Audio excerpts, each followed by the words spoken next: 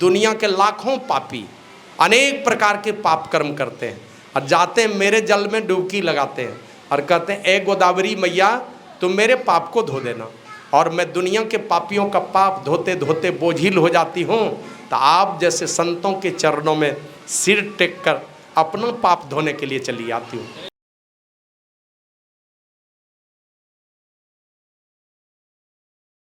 गलतियां होती है घर में, देखते हैं ना पति पत्नी का जीवन है, कलह द्वेष होना स्वाभाविक है, ये होगा, लेकिन दोनों पटरी के समान है। एक समय आएगा जब बेटा बेटी कोई नहीं देखने वाला तो वही दोनों सहारा देने वाला होता है। तो घर में कभी विग्रह घर में मत आने दीजिए, प्रेम से जोड़ कर रखिए, प्रेम के बागडोर में जोड़ कर रखिए। बच्चे अगर हैं तो बच्चों के अंदर में अच्छे संस्कार बचपन से डालते चलिए। बचपन से अगर अच्छे संस्कार नहीं डालेंगे तो वही जमाना आएगा कि बाल बच्चे आपकी बात नहीं मानेंगे, सब काम करेंगे, आपकी बात नहीं मानेंगे। संस्कार दीजिए, धन दौलत हो उसके साथ, लेकिन उसके साथ में अच्छे संस्कार बचपन से डाले जाएं। और वो अच्छे संस्कारों को डालने के लिए सबसे पहला आंगन होता है वो है माँ का गर्भ, और ये प्रथम पाठशाला है, और दूसरी पाठशाला है माता पिता का आंगन। तो इस समय से ही बचपन से ही सारे अच्छे संस्कार बच्चों के अंदर में दीजिए। लेकिन इसके लिए आवश्यक है कि आपका जीवन तपस्या वाला हो। राम सीता 14 वर्ष तक वनवास में रहे, तपस्वी बन करके रहे, तो भरत शत्रुघ्न भी रहे, भरत और मांडवी भी, लक्ष्मण और उर्मिला भी, शत्रुघ्न और श्रुति कीर्ति भी, सब लोगों ने ब्रह्मचर्य व्रत ले लिया।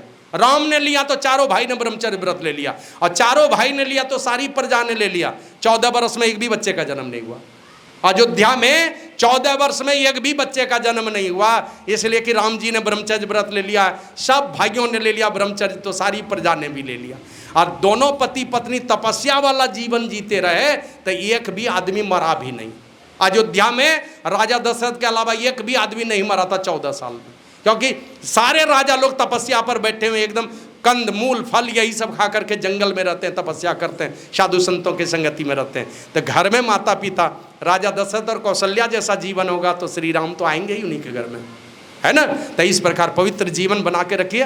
और एक छोटी सी बात वो ये वनवास काल में लक्ष्मण से पूछा था भगवान श्री राम ने, भाई लक्ष्मण खिले हुए फूल को देख करके कौन आकर्षित नहीं होता? बोला भैया वो तो सब होते हैं। कब पके हुए फल को देख करके कि कौन आकर्षित नहीं होता? बोला वो तो सब होते हैं। पर पुरुष और पर स्त्री को देख कर, पराई युवती को देख करके कौन मोहित और आकर्षित नहीं होता?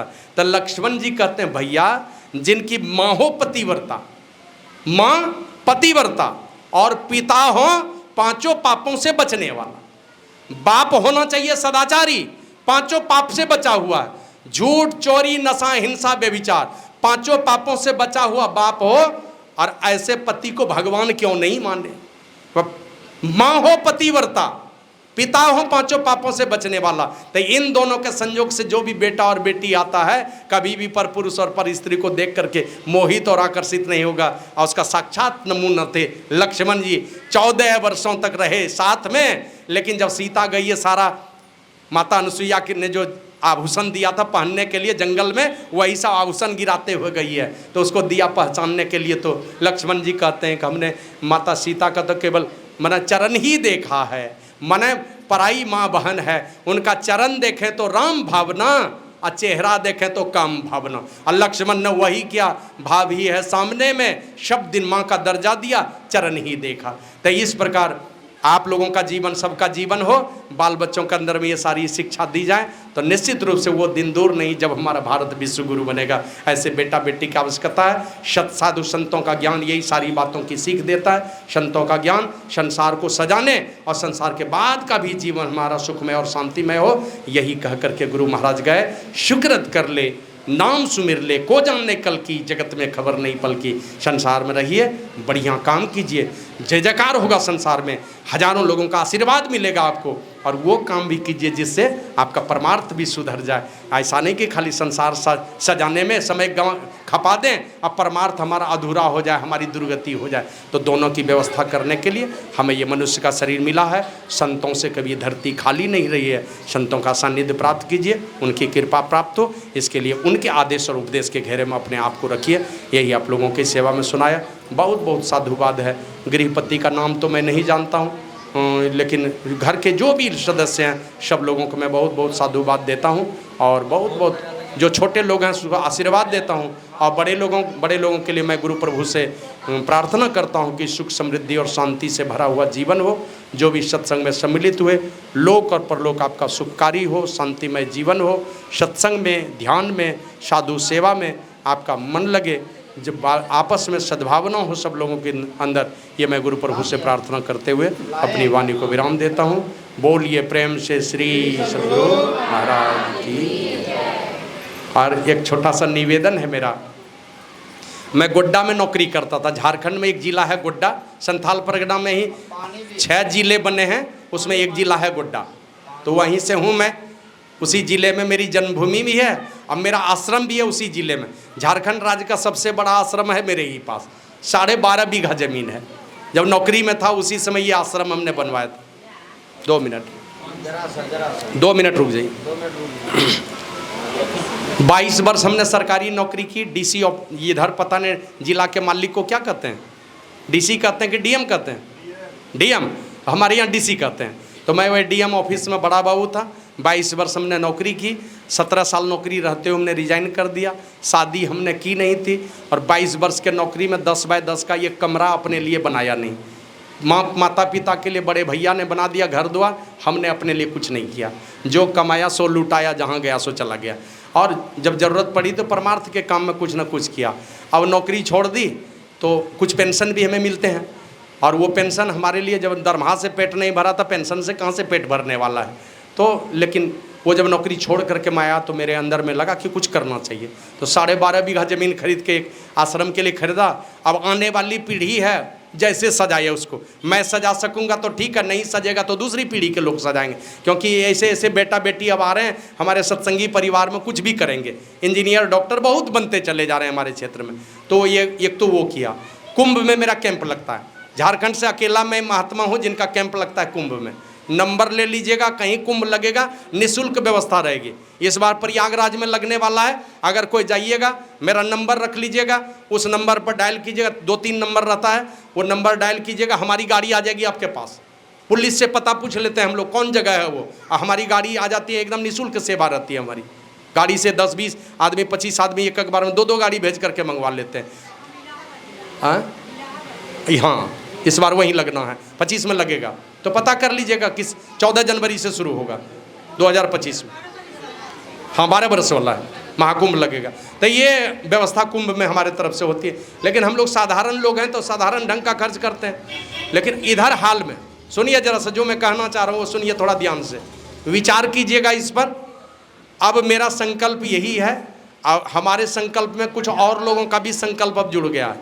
वो संकल्प यही है, हरिद्वार में हम लोग गुरु महाराज के नाम से परमानेंट लंगर चलाना चाहते हैं। जैसे गुरुद्वारे में चलता है, जब जाइए तब भोजन मिलेगा। वो गिनती नहीं है, उनका कीर्तन भजन अपने समय पर, भंडारा हरदम चलता है। हमारे यहाँ सत्संग में भंडारे के समय में जाइए तो भंडारा मिलेगा, उसके बाद नहीं मिलता है। लेकिन हम लोग सोचते हैं कि हरिद्वार में 21-22 आश्रम है, बगल में ऋषिकेश में आपको मिल जाएगा भोजन, लक्ष्मण झूला के पास, वहाँ व्यवस्था है महर्षि में ही आश्रम में। लेकिन यहाँ पर हरिद्वार में 22 आश्रम है, कहीं पर व्यवस्था नहीं है भोजन की।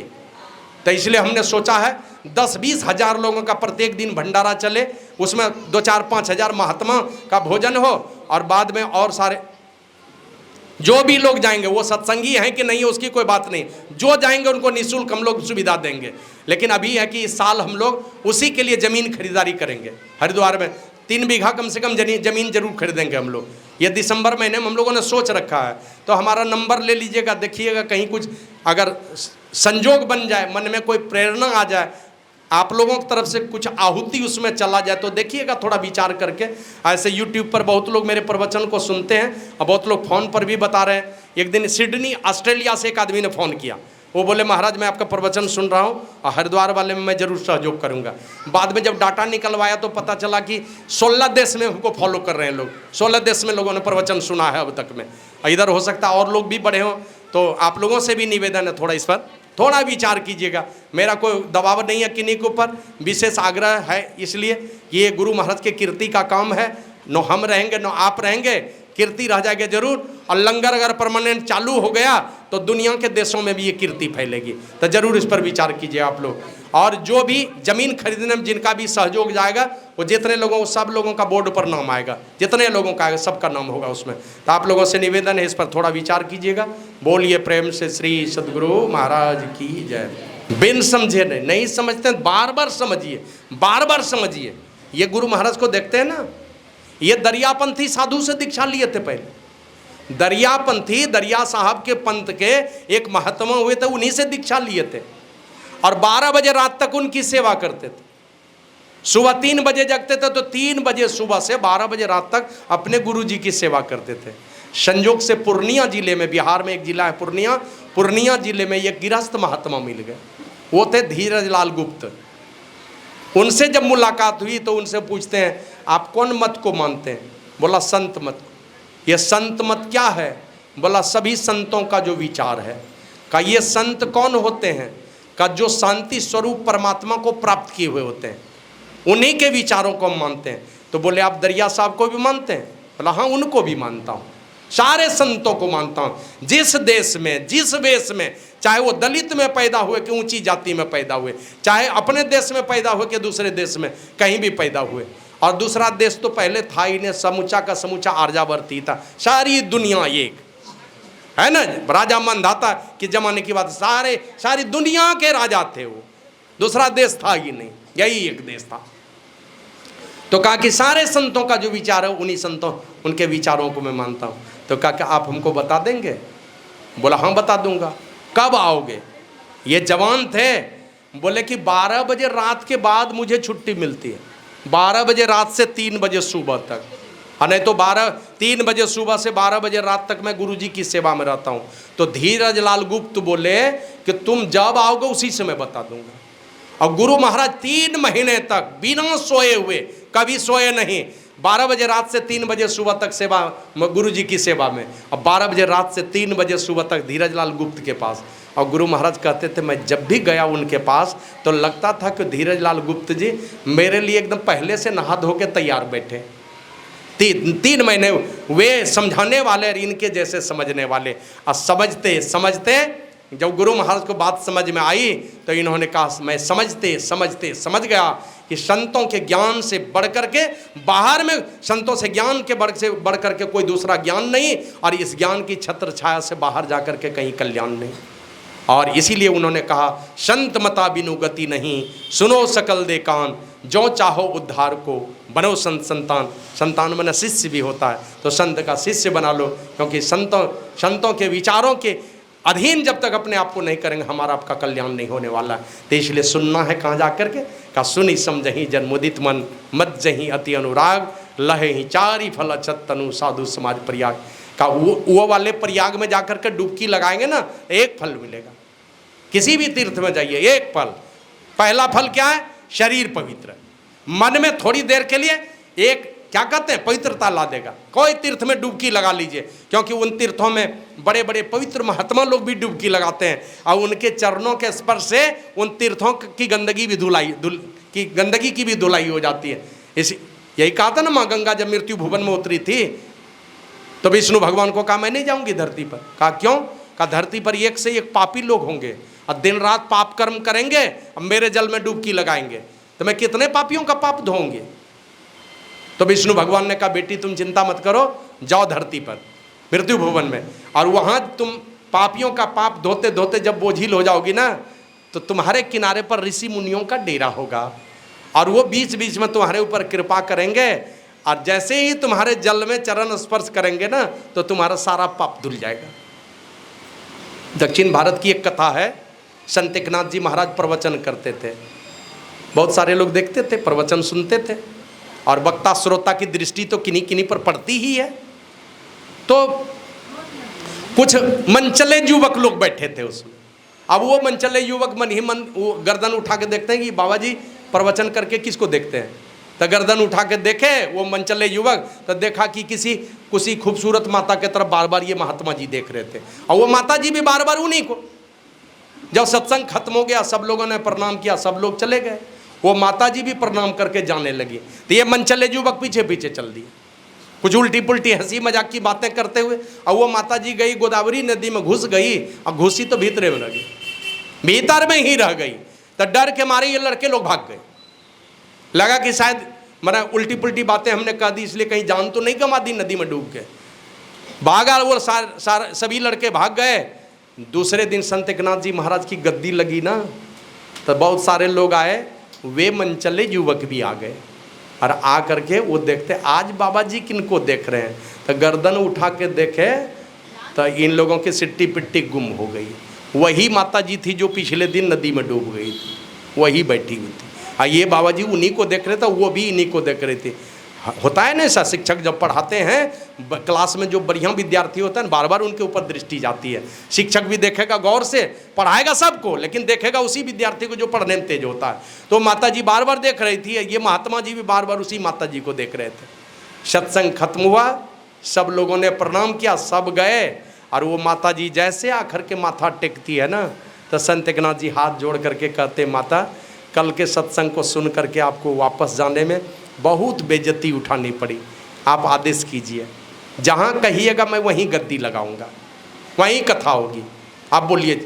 तो वो हाथ जोड़ करके कहते, महाराज दुनिया के लाखों पापी अनेक प्रकार के पाप कर्म करते हैं और जाते हैं मेरे जल में डुबकी लगाते हैं और कहते हैं ए गोदावरी मैया तुम मेरे पाप को धो देना। और मैं दुनिया के पापियों का पाप धोते धोते बोझिल हो जाती हूँ, तो आप जैसे संतों के चरणों में सिर टेक कर अपना पाप धोने के लिए चली आती हूँ।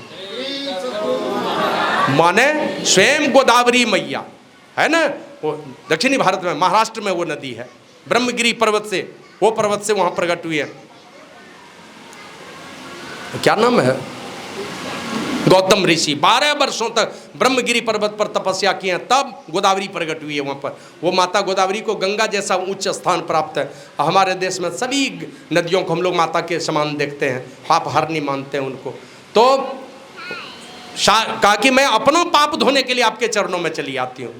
तो उन प्रयाग में जाएंगे, एक फल, किसी भी तीर्थ में जाएंगे एक फल, वो है कि आपके शरीर को पवित्र कर देगा, मन में पवित्र भाव पैदा कर देगा। लेकिन वो पवित्र भाव थोड़े दिन तक रहता है, मिट जाएगा। एक महीना 15 दिन लगेगा कि हम तीर्थ करके आए हैं, कुछ उल्टा पुल्टा नहीं करेंगे, लेकिन फिर वही तुम्बा फेरी शुरू हो जाता है। उसी प्रकार के साथी संगी मिलते हैं। लेकिन संतों के पास जाएंगे तो बाबा कबीर कहते हैं, तीर्थ गए तो एक फल, संत मिले फल चार, और सदगुरु मिले अनेक फल का कबीर विचार।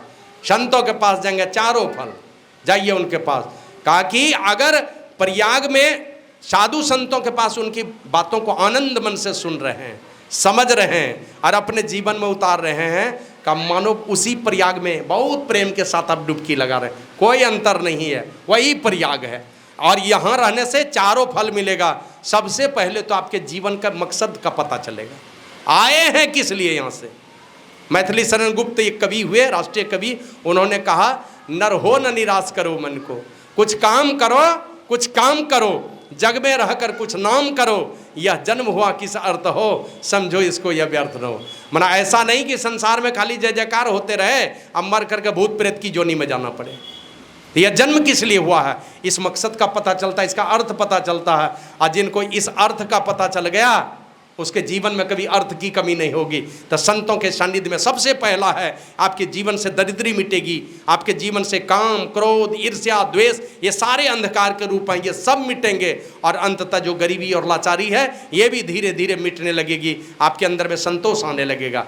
और जिनके जीवन में अर्थ आता है, तो उनको लगता है कि हमारे बहुत सारे साथी संगी लाचारी में जी रहे हैं, बेबसी में जी रहे हैं, परमात्मा की विशेष कृपा है हमारे ऊपर, उनकी कृपा से ये सारा चीज़ हमें प्राप्त हुआ है। तो वो आदमी धर्म के तरफ, धर्म की छत्र छाया में आगे बढ़ता है। और जो धर्म की छत्र छाया में चला जाए, ये ऐसी छतरी है धर्म, जहाँ जा करके सारी कामनाओं की पूर्ति हुई, धीरे धीरे एक एक करके सारी कामनाओं की पूर्ति होगी। और अंततः वो कामना भी पूरी हो जाएगी कि सदा सदा के लिए सारे दुखों से मुक्त हो जाए, मुक्ति पाले, हम शांति मिल जाए मुझे। हमारे गुरु महाराज गोड्डा, ये गोड्डा जिले में एक गांव है कोरका, बड़ा ही प्रसिद्ध गांव है कोरका हमारे गोड्डा जिले में। वहाँ गए थे तो गुरु महाराज यही कहते, एक जमाना था जब मेरे पास पानी पीने के लिए मिट्टी के पात्र नहीं थे, लेकिन अभी सोने का पात्र है मेरे पास भोजन करने के लिए, पानी पीने के। एक जमाना था जब आधी धोती पहन के चलता था, नहाने की इच्छा होती थी तो किसी पोखर सरोवर में नहाता था और नंगे बैठा रहता था आड़ में और सूखने दे देता था धोती को। ये गुरु महाराज बतलाते थे। लेकिन अभी मेरे पास इतने कपड़े हैं कि रोज कपड़े बदलूं तो कपड़े नहीं खत्म होंगे। बड़े बड़े डॉक्टर आते हैं अभी इलाज करने के लिए, पहले कोई डॉक्टर नहीं आते थे। और अभी रोज घर बदलूंगा तो घर नहीं खत्म होगा, पहले तो एक भी घर नहीं था मेरे पास। सारे दुख के दिन लद गए। तो हमने जीवन में 2 ही काम किया। जब हमारी उम्र थी तो हमने विद्या अध्ययन किया। जब हमारी उम्र थी, पढ़ने लिखने में भी कुशाग्र बुद्धि के थे, तो जब हमारी उम्र थी तो हमने विद्या अध्ययन किया। और जब विद्या अध्ययन छोड़ दिया तो क्या किया? केवल और केवल सत्संग और ध्यान किया। एक गुरु का सहारा लिया, उनकी कृपा को अपने सिरोधार्य करके सत्संग और ध्यान करके सारा जीवन बिता दिए, बाल ब्रह्मचारी रह करके, और दुनिया में मानवता के कल्याण का ये काम करते रहे गुरु महाराज। तो संतों के सानिध्य में जा कर के जो सुनते हैं आनंद मन से, उनको बात समझ में आती है। और जब बात समझ में आएगी तब लगेगा कुछ करना चाहिए। उसी को मज्जन कहते हैं, माने अपने जीवन में उतारते हैं। और जो अपने जीवन में उतारेंगे, शरीर रहते चारों फल मिलेगा। और सठ से सठ माना दुष्ट से दुष्ट महामूर्ख, माना वो महामूर्ख अनपढ़ को नहीं कहते हैं। नहीं पढ़ा है तो अनपढ़ है, पढ़ लिख करके भी देखते हैं ना। हमारे यहाँ चीफ सेक्रेटरी का भी क्या दुर्दशा है। झारखंड के चीफ सेक्रेटरी के पद पर थे, तो बड़े बड़े लोग एक से एक ऊंचे ऊंचे पद पर पढ़ लिख करके भी सठ हो जाते हैं। वो तो सठ से सठ, मूर्ख से मूर्ख आदमी भी, माना दुष्ट से दुष्ट आदमी भी सठ शुद्ध रही सत्संगति पाई। पारस परस कुधातु सुहाई, जिस पर पारस से कुधातु लोहा छू करके सुहावना सोना हो जाता है, उसी प्रकार पापी से पापी और दुराचारी से दुराचारी भी संतों की संगति में आकर के सुधर जाते हैं। और कामज्जन फल देखिए तत्काला, काक होई पीक बकऊ मराला, माने कौआ कोयल हो जाता है, बगुला हंस हो जाता है। आप लोग अंगुलीमाल की कथा जानते हैं ना। अंगुलीमाल जब साधु बन गया तो जाता था भिक्षाटन करने दूसरे साधु के साथ। लोग पत्थर मारते थे उनको, अंगुलीमाल को, कि यही आदमी मेरे पति को मार दिया, यही आदमी मेरे बेटे को मार दिया, तो पत्थर चलाते थे। तो दूसरे भिक्षु लोग पूछते थे कि भाई तुम्हारे ऊपर पत्थर क्यों चलाते हैं? तो बोला ये लोग मूर्ख आदमी हैं। यही कहते थे ये लोग मूर्ख हैं। बोला ये मूर्ख लगते हैं, ये तो पढ़े लिखे लगते हैं, ये मूर्ख तो नहीं है। बोले हमसे कम ही मूर्ख हैं, हम तो इतने बड़े मूर्ख थे कि लोगों का गला काटते थे। ये तो खाली पत्थर ही चलाता है, हम तो दूसरे का गला काटते थे, इतने बड़े मूर्ख थे। तो गला काटने वाला मूर्ख भी इतने बड़े साधु हो गए कि भगवान बुद्ध के शरीर रहते उनको आत्मज्ञान हो गया अंगुलीमाल को। और त्रिपिटक नामक ग्रंथ की रचना कर दी, जिसमें बौद्ध धर्म का सिद्धांत लिखा हुआ है। बौद्ध धर्म का सिद्धांत है, मोटी ग्रंथ है। तो इस प्रकार जो भी संतों के सानिध्य में जाएंगे, तुलसीदास जी महाराज कहते हैं सत्संगति मुद मंगल मूला। ये सत्संग क्या है? साधु संतों की संगति क्या है? कहा आनंद और कल्याण रूपी वृक्ष की जड़ है। कैसा वृक्ष है? और वृक्ष में तो दूसरा चीज फलता है ना, लेकिन ये सत्संग क्या है? साधु संतों की संगति क्या है? का जिस पेड़ में आनंद और कल्याण फलता है उसकी जड़ है सत्संग। मतलब जितना पानी डालेंगे उतना आनंद और कल्याण ही आपके जीवन में आएगा। तो इसलिए संतों का सानिध्य ग्रहण करके, केवल सानिध्य ग्रहण करें, लेकिन इसके लिए है कि जैसा बनना चाहते हैं उसका कुछ नियम और संविधान है। डॉक्टर बनना चाहते हैं और उनके संविधान को नहीं मानेंगे तो आप डॉक्टर नहीं बन सकते। इंजीनियरिंग कॉलेज में एडमिशन कराएंगे और आप मेडिकल की पढ़ाई पढ़ना चाहेंगे तो वो पढ़ाई हो नहीं सकती है। तो संतों के विद्यालय में दुनिया में और किसी जीव के लिए विद्यालय नहीं है, यही विद्यालय केवल और केवल मनुष्य के लिए। और परमात्मा ने ये मनुष्य का शरीर दे करके हमें भेज दिया इस संसार में। शरीर तो दे दिया, चाल कुत्ते और गधे वाली दे दी। इसी चाल को बदलने के लिए विद्यालय बना करके रखा है। इस विद्यालय में जाकर के अपने चाल चलन को जो बदल लेते हैं तो उनकी ऊंची गति होती है, और जो चाल नहीं बदलते हैं तो परमात्मा देख लेते कौन कौन चाल नहीं बदलने वाला है, कौन कुत्ते की चाल में चल रहा है मनुष्य होकर के। कहा चल तू मनुष्य होकर के क्या रहेगा, फिर उसी जोनी में चला जा, माना पुनर्मुसी को भगवा उधर ही चला जा, तू इस जोनी में रह करके क्या कहेगा।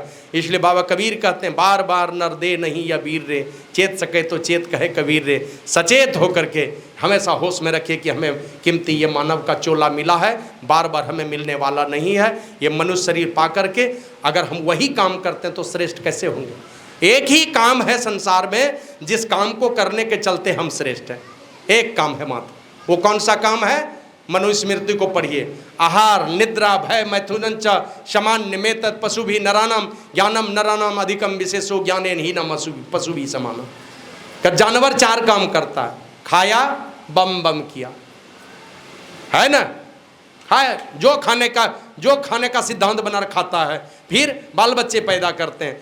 कोई दूसरा जानवर आ जाए तो डरते भी हैं, समय पर सोते भी हैं। हम लोग भी वही चारों काम करते हुए जीवन खपा दिए। इसीलिए परमात्मा ने ये मनुष्य का शरीर दिया।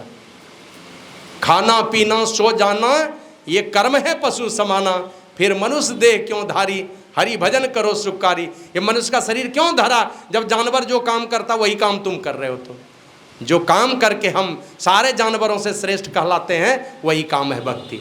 और संतों के चरण में जा कर के अपने को पवित्र भाव में ले जाइए, खान पान की शुद्धि रखिए, क्योंकि उल्टा पुल्टा पाप कर्म करके संसार की संपत्ति कमा सकते हैं, लेकिन भक्ति की संपत्ति और भक्ति की पूंजी कमाने के लिए आपको पवित्र जीवन जीना पड़ेगा। पांचों पापों से अपने आप को बचाना पड़ेगा। और नहीं तो जिसके जीवन में अखलाक की कमी है, बाबा देवी साहब ने कहा अखलाक की कमी है जिसके जीवन में, उसके जीवन में रूहानी तरक्की नहीं हो सकती है। भक्ति के डगर पर आप आगे नहीं बढ़ सकते। जैसे धागे में एक भी गिरह गांठ हो तो सुई में नहीं पिरोई जा सकती, उसी प्रकार मन में थोड़ा भी विषय वासना है, भक्ति की तरफ आप नहीं बढ़ सकते। तो अपने आप को पांचों पापों से, छहों विकारों से बचा के साधु संतों के सानिध्य में जाइए, खान पान की शुद्धि रखिए और उनसे शिक्षा दीक्षा लेकर के खाली बाहरी सत्संग ही मत कीजिए। बाहरी सत्संग करके हमारे गुरु महाराज ने कहा नित्य सत्संगति करो बनाइए, अंतर बाहर द्वय विधि भाई, धर्म कथा बाहर सत्संगा, अंतर सत्संग ध्यान होगा। बाहरी सत्संग कीजिए। मैंने पहले चिट्ठी आती थी कहीं से ना, अब तो मोबाइल का जमाना आ गया। पहले चिट्ठी आती थी, जैसे किनारे में जला हुआ देखते थे ना, सब रोना शुरू करता था, समझ लेते थे लोग कोई मर गया। कोने में जली हुई चिट्ठी देख के समझ जाते थे मर गया। और चिट्ठी पर अगर कहीं हल्दी का दाग लगा दिया, हल्दी लगा दिया उसमें, तो लोग समझ जाते थे या तो उपनयन संस्कार है और नहीं तो किसी का श्राद्ध है। चिट्ठी देखने से पता चलता था। इसलिए गुरु महाराज कहते थे, बाबा देवी साहब, चिट्ठी आधी मुलाकात होती है। तो संतों के विचार उन शास्त्रों में भरे पड़े हैं, उन शास्त्रों के विचार को पढ़िए। चिट्ठी माने समझ लीजिए उन संतों के दर्शन हो रहे हैं, और मिल जाए तो संतों का दर्शन कीजिए, और नहीं मिले तो उन संतों के विचार हैं शास्त्रों में भरे पड़े, उनको घर में ले आइए। लेकिन करेंगे क्या? दिन भर कपोल कल्पित कल्पना वाली सारी कहानी टीवी पर देखें। कोई भी असली कहानी भूल से कोई दिखाते हैं, तो असली कहानी वाली किताब घर में लाइए, बच्चों को पढ़ाइए, अपने भी पढ़िए। और जो पवित्र शास्त्र हैं जिसमें अध्यात्म का रास्ता है, धर्म का रास्ता है, भक्ति का रास्ता है, उसको पढ़िए। नहीं समझ सकते हैं साधु संतों से सीखिए, और सीख करके आंतरिक सत्संग भी कीजिए। बाहरी सत्संग के से परमात्मा के विषय में जानेंगे और आंतरिक सत्संग के द्वारा परमात्मा से मिलेंगे। आंख वाला देख सकता है, पैर वाला चल सकता है। एक गांव में आग लगी, अब एक अंधा और एक पैर से दिव्यांग है, अब निकले कैसे? पैर नहीं है, देखता तो है लेकिन पैर नहीं है, तो भागेगा कैसे? और आंख वाले को पैर है लेकिन आंख नहीं है, तो दोनों ने आपस में विचार किया। अंधे आदमी ने कहा कि मेरे पास पैर है, तुम मेरे कंधे पर बैठ जाओ, तुम रास्ता दिखाना, हम लोग दोनों भाग जाएंगे। तो आंख वाले ने रास्ता दिखा दिया, और ये तो अंधा था लेकिन पैर था इसके पास में, वो रास्ता बताते गए, ये गांव से निकल गया। उसी प्रकार ये बाहर में कथा कहानी सुनेंगे तो परमात्मा के विषय में जानेंगे, और जब तक अंतर में ध्यान नहीं करेंगे तब मिलेंगे किनसे? मिलने के लिए ध्यान है, जानने के लिए सत्संग है, मिलने के लिए ध्यान है। इसलिए भगवान बुद्ध ने कहा